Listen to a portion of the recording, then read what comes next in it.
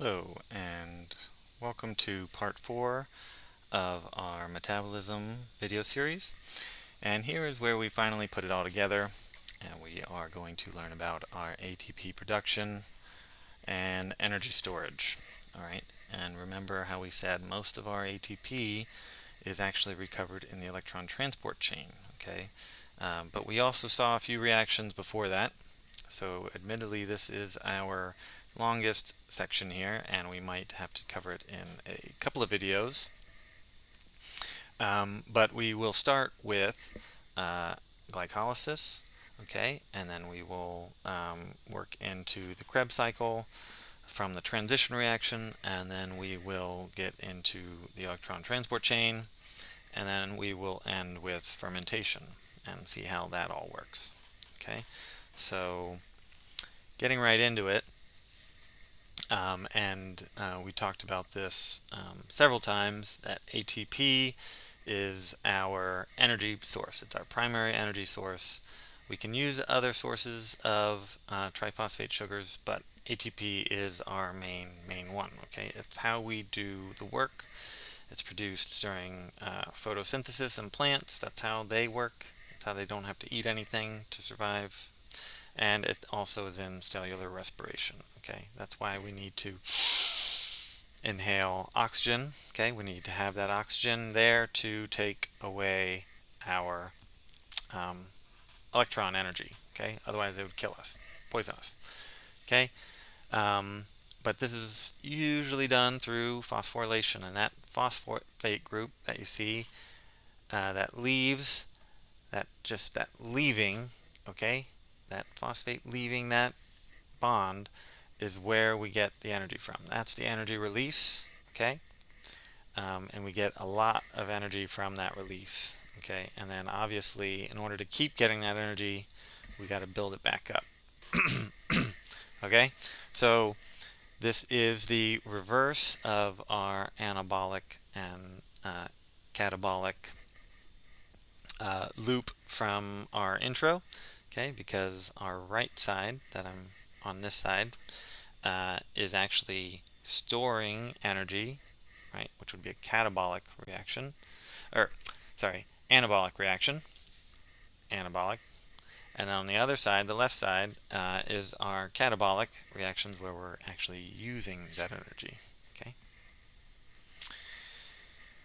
All right. So, like we mentioned, glucose is the most commonly used monosaccharide that we use for this activity. Okay.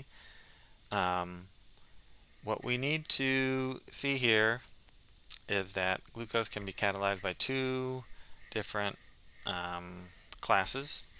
Aerobic cellular respiration can use oxygen and results in the complete breakdown of glucose to carbon dioxide. Anaerobic respiration does not completely break it down, only partially, and it doesn't use oxygen. So carbon dioxide isn't necessarily reduced or produced, and fermentation also only produces very few and doesn't get much further than that. Okay, so these are the two main types that we will discuss. Aerobic respiration really taking the cake.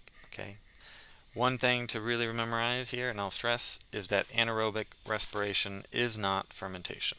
Okay, they are two different things. Okay, you can still respire without oxygen. It's just not the aerobic cell respiration that we're talking about that you see here. So aerobic cell respiration that you saw there takes place in the mostly in the mitochondria. Okay, it also happens in the cytoplasm. Okay, but that's only one of the reactions. Most of the other reactions take place in the mitochondria. Okay,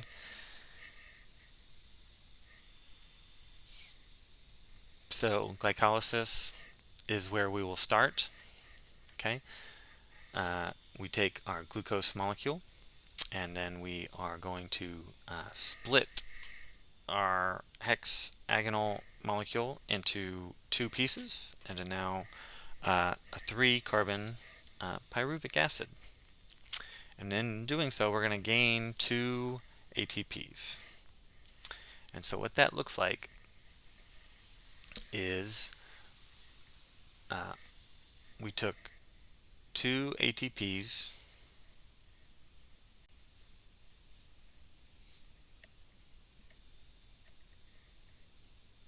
and we invested our, so in order to get those 2 ATPs, we first need to invest into this reaction. So this is called an energy investment reaction. Okay, so we're going to invest 2 ATPs using those phosphate groups and getting 2 ADPs in return. And those phosphate groups went to these molecules here, right there. Okay. And in doing so, we will break it down into pyruvate, like I said, and we will break it down from G3P into pyruvate, where we actually gain back 2 ATPs. We have 2 ATPs here, that's going to net us 0, and then we have 2 over there, it's going to net us 0. Okay. Note we also made these NADH batteries. Okay, that means we have some nice potential later on that we're going to use later on. Okay, but note that there's an energy investment stage and an energy usage stage, and that energy total reaction that we're going to get is 2 ATPs. So we're going to invest 2, get 4, net 2. Okay, kind of say that in your head out loud, and then we'll get those NADH back as well. We'll show you what happens to those and why they're painted as batteries. So before we do anything different with our pyruvate, we need to get them into the mitochondria so we can actually do something with it. Okay, so we're going to take the 2 pyruvate molecules, attach them to 2 acetyl-CoAs, or 2 coenzyme A's, and then we're going to get acetyl-CoA from them. Okay. All right, and this is actually what is going to generate the CO2 that we breathe out. Is this reaction here? Okay. All right, and then if I were to take this a step further and kind of combine this with what we just learned in our other videos, we can say, hey, what is our reducing agent here? Okay, so let's think about that. If, remember we said if it gets the hydrogens, okay, it is going to be reduced. Okay, reduced. If that is reduced, then this is our oxidizing reagent.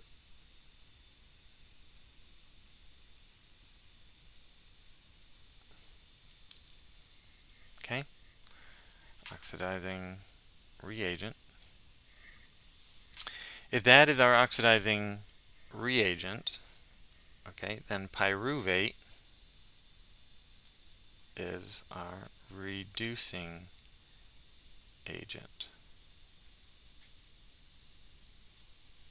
Okay, if that's our reducing agent, then acetyl-CoA is our oxidized compound. Okay, so we can ask a lot of questions with that. As we go further, we can start to think about what we're actually doing with those electrons and why this is working. Okay, and we will get it into the Krebs cycle in the next video.